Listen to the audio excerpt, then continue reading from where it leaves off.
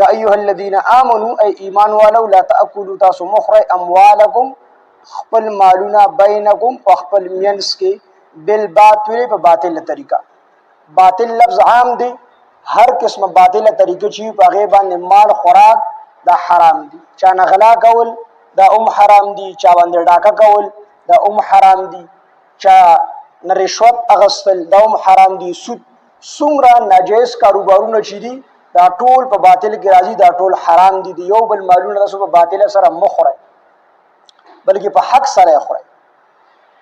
نو یا ایها الذین آمنوا ای ایمان والو لا تاکلوا تاسو مخورئ اموالکم خپل مالونه بینکم په خپل مینس کې بالباطل په باطل طریقه باندې په غلطه طریقه باندې د یو بل مالونه مخورئ الا مگر ان تكون دا چې وی تجارت عن تراض منکم پر رضامندۍ سره.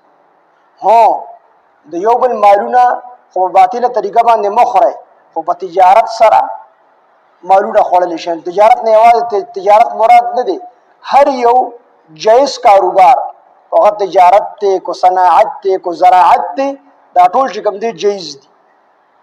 تجارت یوازې مراد نه دی، البته تجارت دا غوره پیشه ده، بهترینه پیشه ده. بهترین مال دا تجارت دی، ټولو نه بهترین مال دا د مال غنیمت دی. بیا ورپسې تجارت دی، تجارت بهترین. نبی علیه السلام تاجر باره کې ډېر فضایل بیان کړل. نبی علیہ السلام فرمایي چې التاجر الصدوق الامین مع النبیین والصدیقین والشهداء. هغه تاجر چې هغه رښتونی وي، نبی علیہ السلام فرمایي دیو په ورځ د قیامت د نبیانو د صدیقینو او د شهداء سره وي. دې سره به د حشر کیږي، خو په شرط دی چې د دروغ هم نه وي، دوکه هم نه کوي، قسمونه هم نه خوري، او په د په کمسیس خرسي نو پای کې چې کوم غیب هغه بل تخای. نو دغه تاجر چې دا رښتونی وي، نبی علیہ السلام فرمایي دی به د نبیانو د صدیقینو د شهداء سره.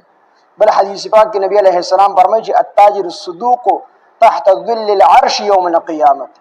نبی علیہ السلام فرمایي چې رښتونی تاجر تجارت کوونکی رښتونی دیو په ورځ د قیامت ته الله د عرش ته سوري د لاندې.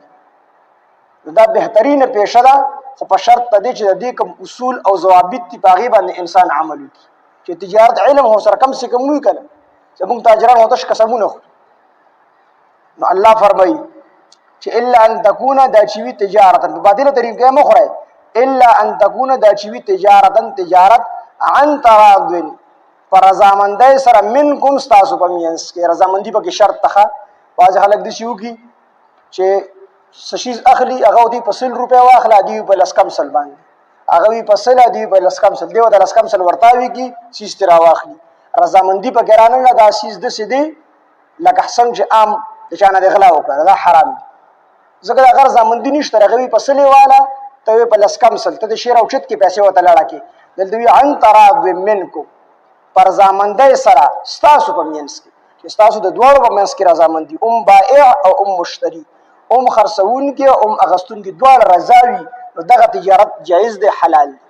او چې دواړو کې یو ناجایز رضا نه وي، بائع یا مشتري، د دواړو کې یو خفه وي، یو کس دومره مجبوره کې دا مینتونه ګیره او دغه وله نیسي، هغه نه غواړي، خو ته یې مجبوره کې تا هغه څیز په کم قیمت باندې درکړي، نو دا ناجایزه ده، دا حلال مال نه، دا حرام دی. زموږ تاجران داسې چلي کوي، څیز واخلي او چې بس سړي پورې نښتي، هغه ویل که دې کې به تاوان دی، دې وي خیر زما دپاره تاوان وکړه که نه، دا لکه تجارت ته څه دپاره کوي.